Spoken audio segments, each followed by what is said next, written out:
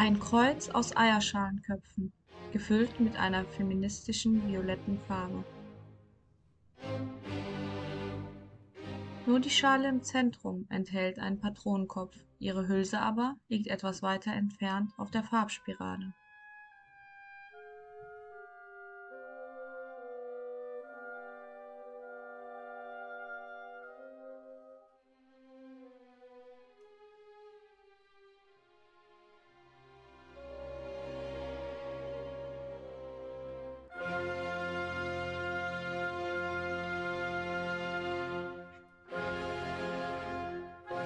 Dieses etwas feministische Werk stellt die Seele und den Mut der kurdischen Kämpferinnen in Rojava, Westkurdistan dar.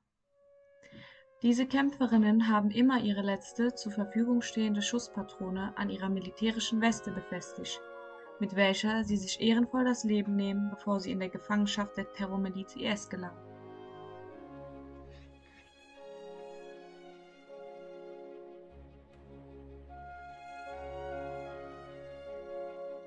Man kann hier nicht von der japanischen Kamikaze reden, sondern von der kurdischen. Ich sterbe für euch alle.